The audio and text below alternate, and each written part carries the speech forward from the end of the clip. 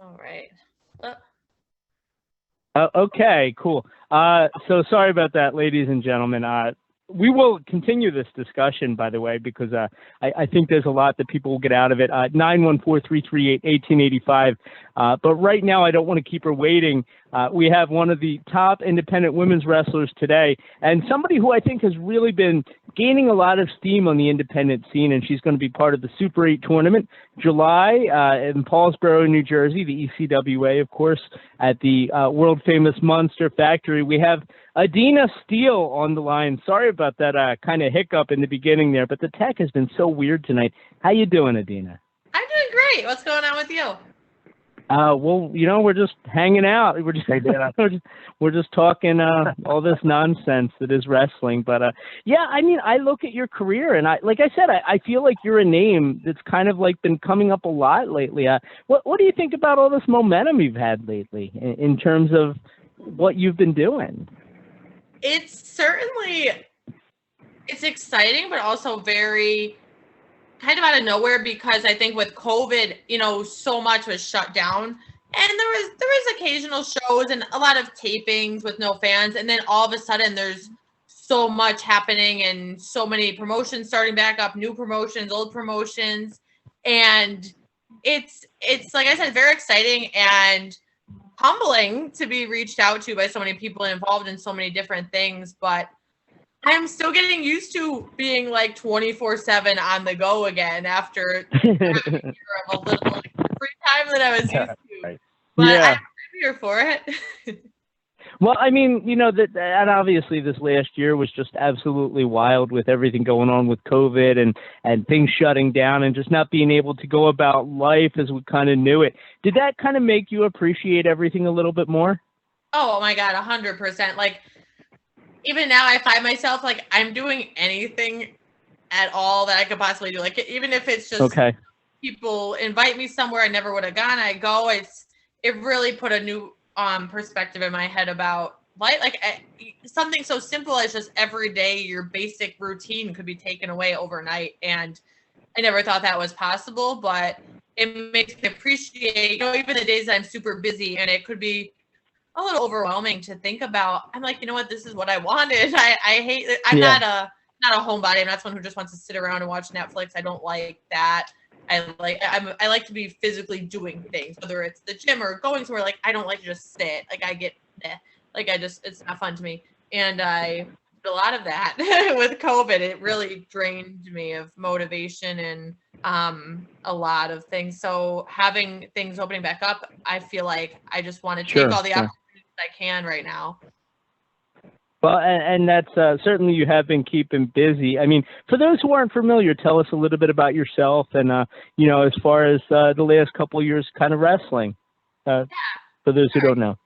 Yeah, I mean, I started training to wrestle maybe like 3 years ago or so, and it's been about 2.5 years since I had my first match, and it's been like a whirlwind. It's the same thing. I started wrestling in the first couple matches. For a while I was just at my training center, and then eventually, once you graduate, you're able, that's when it's like you have the blessing to go out and take outside bookings. And once I started doing that, things really took off, I think, faster than I ever anticipated. And I always had that mindset. I'm like, I'm just going to take every opportunity I can and just make the most of it. And there's a lot of learning, especially,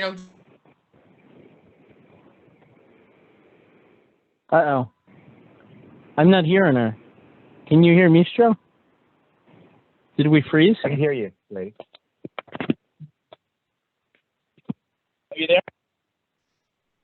I've had a lot of really cool experiences. It seems like surreal sometimes, but I love it. I really do. And I think it's just, I feel like it's what I'm supposed to be doing. I have fun. I try to make, connections with the fans and do the most I can to make sure they have a great time too, because I think at the end of the day, whether you're like, a wrestler or a fan, it's an escape. And I just want to encompass that like fully and help as many people as I can just deal with that, because we all have our own stuff to deal with in life. And I feel like it's such a great way to just get out of your own head and your own crap going on in your life and just, enjoy the moment. Now, were you a fan kind of before you got started? Yeah, no, yeah, I grew up watching wrestling, and my dad always had, we always watched WCW. I was a WCW girl growing up, and oh, there you go. We actually have Maestro with us here, actually.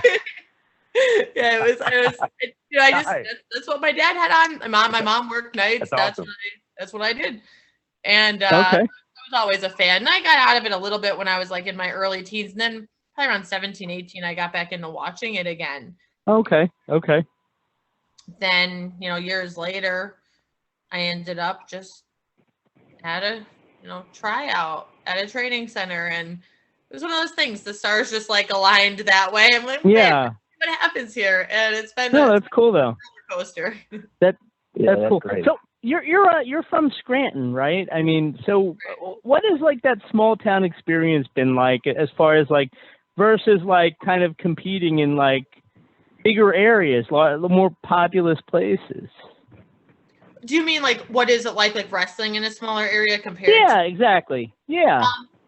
It's unique because especially if I'm doing something more locally, mm-hmm. Everybody like it's different when you have like all the fans, and there's not a lot of people like are familiar with you or supportive of you because you're like the hometown person. But going out of the area, you'd have to like work a little harder to connect with the fans. They're not just going to automatically like you because you are who you are from the same area. Mm-hmm. But it's really cool just to see like the support of people like that, just in general. I never would have expected, and it's fun too going, out of the area, being like, this is my life. This is really cool. This is fun. Now, obviously, as we shift toward the Super 8 tournament this July in Paulsboro, now it's kind of, and I'm not sure how familiar you are with it, but like, especially in terms of the women, there's been a lot of like success to come out of that tournament. Names like Deonna Purrazzo and Tessa Blanchard and Quinn McKay and others as well. Have you given thought to, and the men as well, my God, there's been so many men that have made a name at Super 8. Have you given thought to like how prestigious this tournament is as you kind of head into it? Yeah. It definitely, it took a while to like sink in, but after a while, especially once, I don't know, I didn't really tell many people I was doing it for a while. And then once I started sharing things and talking about things, mm-hmm. people, like even going to shows, people were like, oh my God, congratulations, you're in the Super 8. And people messaging me, and I'm like, it kind of really sunk in, like, holy shit, this is like the biggest opportunity, that I've had in my entire wrestling career. And okay. Instead of using it to be anxious, which is like my natural state, I try to just be like excited, like transfer that energy into like, this is freaking awesome. Like, this is like, instead of being like, oh no, like what if I mess up, or like, I just wanted to have the mindset, like I'm going to go in, I'm going to make the most of it. I'm going to do my very best that I can, do everything up until that point to make sure I'm, 100% that day, and just have fun with it. Because that's, at the end of the day, it's like, take it seriously, but, you still want to have fun. You don't want to get so stressed that you're not even enjoying the process anymore. Is that like the most important thing with this, to just remember to have fun and just to take it as lightly as possible? Not take it lightly, but you know what I mean? Like to go into it and kind of enjoy the moment as well as be prepared. Yeah, okay. Yeah, no, definitely. I would say, hey, Fuzzy, enough. Sorry, my dog's mobile. People like off fireworks, and she doesn't like it. Yeah, I have to remind myself a lot to just relax, like take it in, mm-hmm. and just realize why I got into this and to do what I do, and not, the point isn't to always be like overwhelmed and anxious to where you're not enjoying it. So it's like, yeah, definitely take it seriously and do your best, but enjoy it. Like, appreciate the moment as it's happening, not be so stressed you don't even, realize what's going on. Right. No, absolutely. And I just had the poster here, and I just sent it away. But I just wanted to talk about some of the names that were in the tournament this year with you. And where is that damn thing? Sorry about that. So I know Vicious Vicky's in it. I know Gabby Ortiz. Mm-hmm. What is going on with this? I am having such bad tech issues tonight, Adena. I apologize. It's never like this, I swear. All right, here we go. So Vicious Vicky, Erica Lee, Gabby Ortiz, Tina San Antonio. We have, God, I have Ashley D'Amboise. We have Kaya McKenna, and we have Damaris Albright. And we also have yourself, Adena Steele.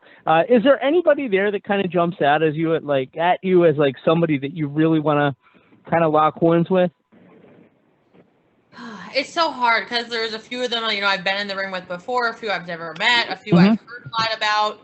I think, you know, no matter what, like I really don't want to narrow it down to like anyone in particular, because a lot of everybody has different strong points, whether it's, you know, different promotions they're working for, or just momentum going, or just seeing, you know, what, like how fast they're progressing. And like I feel like the biggest thing all these women are, you know, not many of these women have been wrestling for a long time, you know, including myself. Like a lot of us are new to, like, in general, you know, under 2, 3, 4, 5 years. And I think that's, instead of looking at it as like, oh, they're all new, it's like, no, we're all so driven and motivated that we got to this point already.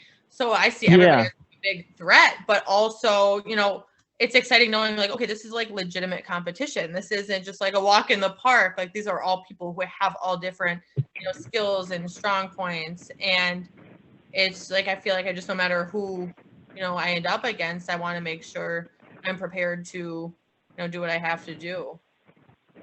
I feel like whenever they have all 8 competitors kind of young and hungry and all go in at the same time, and like all at about the same stage relatively, I mean, give or take a year or two with everybody, I feel like those are the best tournaments because you kind of go into it not really knowing what to expect. You know, everybody's going to go all out, obviously, but it's not like there's a clear-cut favorite like there have been in other years. And I think that could really work to the advantage of somebody like you, for example, who maybe the fans in the area don't quite know as much about, but you're every bit as experienced as those other girls. Yeah, exactly. Because a lot of the girls are from more so the Jersey area than I am. So yeah, a lot of the fans are more familiar with them, that, you know, they're working a lot of the promotions out there. And I do work out in Jersey a bit as well, but some of them are very prominent. And I think that is like one of the most exciting parts about it is like, I'm sure, you know, I can't speak for anyone but myself, but you know, my mindset is like, I'm in this to prove a point. And for the people that don't know who I am, I want them to see me and be like, oh, I see why she's in this tournament. And, you know, at the end of the day, that's what I'm setting out to do.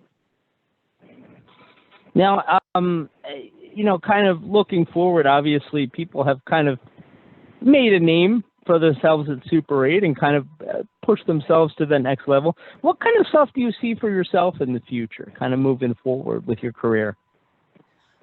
I just, like, I've always had the mindset since I started, I don't want to have, like, not that I don't want to have goals, but I don't want to be like, you know, I want to work for WWE, I want to be on NXT, I want to be on AEW, Impact, whatever.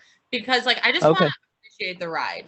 You know, this is great. This is an awesome opportunity. Like, I definitely wasn't expecting it. And, like, so far, just since everything's been popping up and, like, I've had so many people, like, reaching out to me and so many things happening that it's a little overwhelming and I can't even respond to all the messages. And I think, like, my biggest goal is I just want to keep doing this, do my best 100% of the time, just have fun and just appreciate it all. You know, of course, my goal would be to get on TV and, you know, do as much as I can, but I don't want to, I guess, undersell, like, the opportunities that could lead up to that.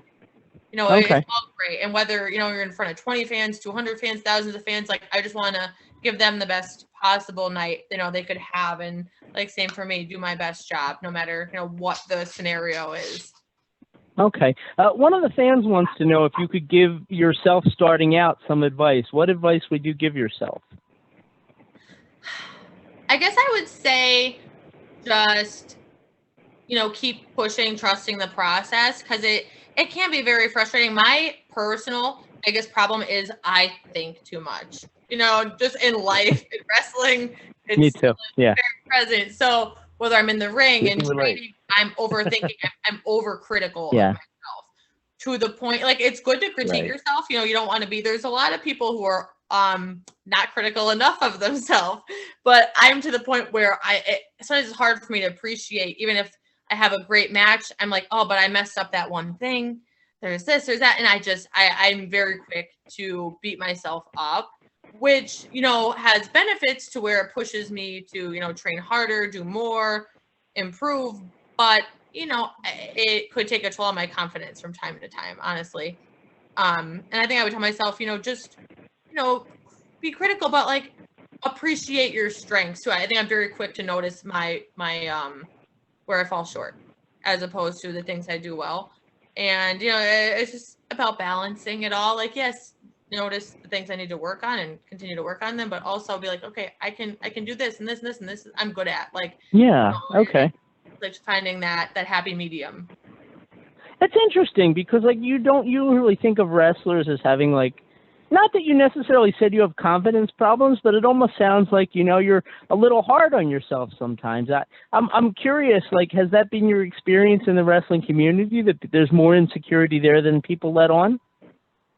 I would say it's like 50-50, Okay. Like, for me, like I'm about to go out to my match. I'm like, I'm going to throw up. Like my anxiety through the roof. Like, why do I do this to myself? I choose to do this. Right. With my free time, like why do this? But then once I'm in the ring, it's totally different. I'm in the zone. I'm excited. I love it. Like there's no better feeling. And I do know a lot of people are the same way. Like beforehand, such like stage fright and jitters, and you wouldn't think people that basically wrestle around in their underwear in front of strangers are self-conscious or insecure, but it's way more prominent than you would ever. That's funny. Yeah. One of the fans wants to know what wrestlers you looked up to, what wrestlers you enjoyed watching when you were younger, and who you try to emulate, if anybody. Yeah. I mean, always, I'll say my number one was Sting. Growing up, like, Pro Sting was my favorite. Yeah. My favorite. And, like, that's why when I do my eyeliner a little more exaggerated. Like, it's all just, like, that's what inspired all that extraness. Like, every time I feel like I add more and more.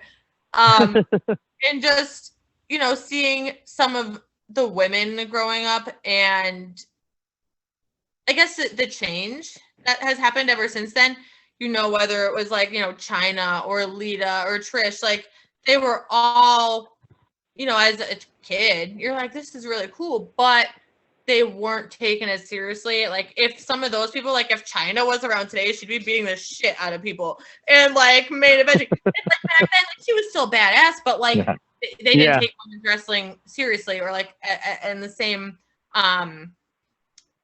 light that it is today. And I think seeing that, so motivated me to be like, okay, I'm gonna do this, but also like now that it's taken more seriously, like it's like you have a point to prove. Like we can do this too, and it's not just about your boobs or your butt or this or that. Like that's why I wear the gear I do. I'm not trying to be flaunting this or that. Like I want to wrestle. I'm not trying to have you watching because you want to see my ass hanging out. And like to anyone that does that, whatever. But like for me, I'm just like, this is wrestling, and I want to be taken seriously as a wrestler, not just something to drool over.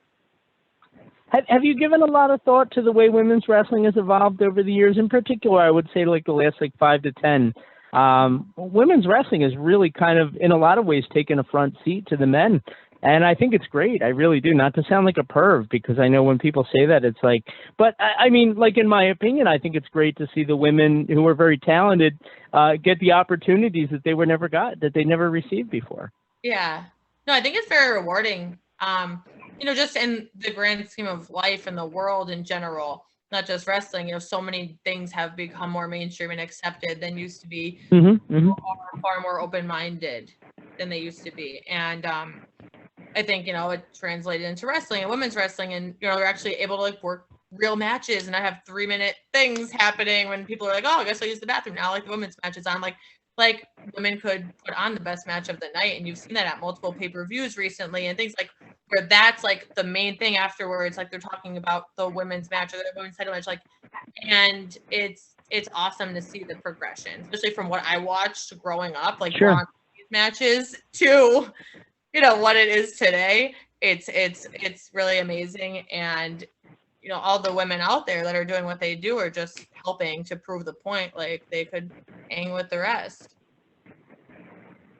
Yeah, no, you're right, and I absolutely just drew a blank. What my next question was, I had it right there. I apologize. My brain doesn't. I understand. No, I just had a brain fart there. So anyway, so women's wrestling. Stro, help me out. You got anything? Oh, well, yeah, I know you mentioned a few names already, but like growing up, who were some of the people that inspired you to do what you do, and who today in today's industry do you kind of look up to, and do you kind of what's on your bucket list of people you want to get in the ring with? Yeah, that's a good one. Yeah. Growing up, I would say it was honestly like it's hard to say like specifically. Like, I just loved it all. Watching it, it was just right. I always tried to take as much as I could, as out of it. I was just entertained, whether it was like the good guys, the bad guys in between. I like growing up, I didn't think I'd be a wrestler, so I didn't look at it as like, oh, they're inspiring me to do this. I just enjoyed it for what it was. Honestly, it was something I didn't even know, like, it was almost like, you're watching a movie. You're not like, oh, I'm going to be that actress someday. Like, it seems so far-fetched. I didn't even think it was a possibility, until I was older and learned more. Right. And then like nowadays, there's just so many people. I always that's when I first started training. I did watch a lot of like Tessa Blanchard stuff. And then she started to kind of blow up right around that point. Her and even like Baker, same thing. I watched a lot of Britt Baker and like look at her now. So like if I could ever have a match with either of those two, that would be phenomenal. Like I don't know if I'd be able to contain myself. I'd be like, just it's such an exciting experience. Oh no.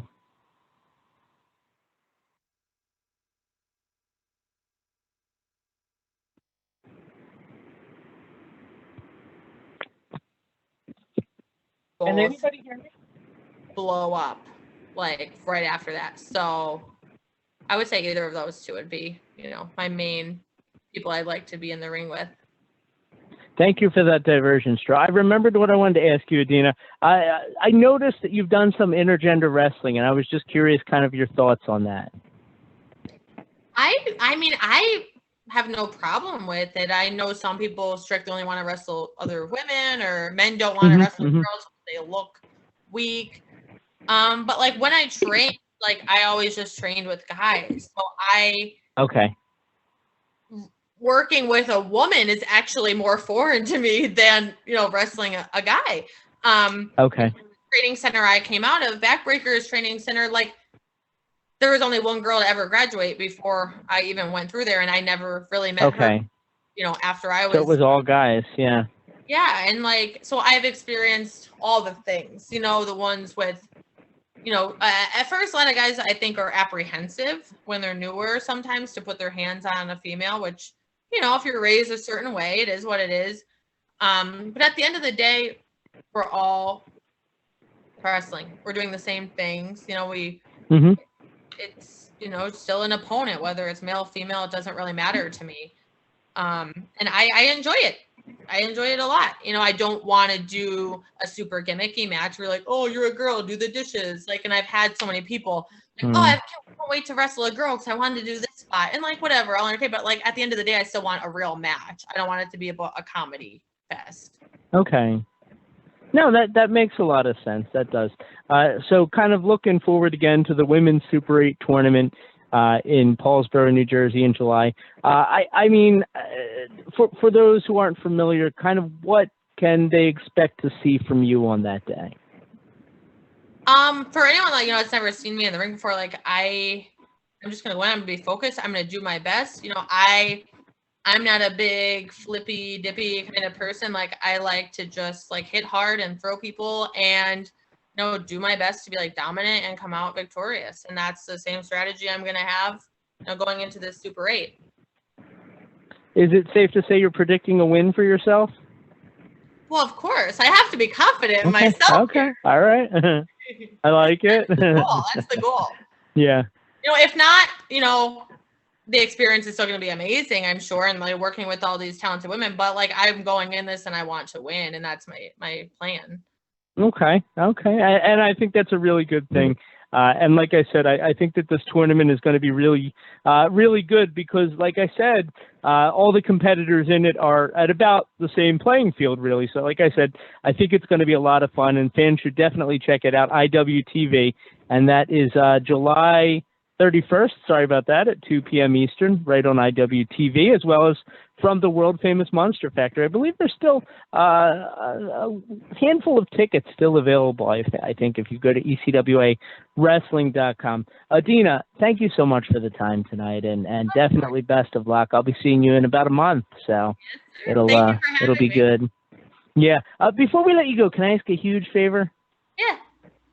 Okay, so what we normally do is we get our guests to record a bumper that we play on the beginning of the show. That way, when you're big and famous, we can act like we were best friends the whole time. I hope that's okay. But yeah, no, so basically the name of the show is In the Room. If you could just tell people who you are and remind them that they're listening to In the Room, we'll have you on your way.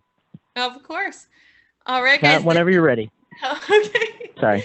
It's Adena Steele here. You're listening to the In the Room podcast. Thank you so much. It was a lot of fun. Thank you. Yeah. Sorry I was a mush mouth tonight. I think the tech is really getting to me. Yeah, it's all good. It was fun. All right. Take care. And so that was Adena Steele. Be sure to check her out, ECWAWrestling.com, the Women's Super 8 tournament, July 31st, 2 p.m. at the Monster Factory in Paulsboro, New Jersey. Again, tickets and information, ECWAWrestling.com, and don't forget IWTV. Ladies and gentlemen, we're going to take a commercial break, and on the other side, we'll be opening the phone lines up. Stro, I see we have Rat Boy, so that should be fun, and a couple other callers as well. 914-338-1885. It's In the Room on the VOC Nation Wrestling Network, and we'll be right back. This is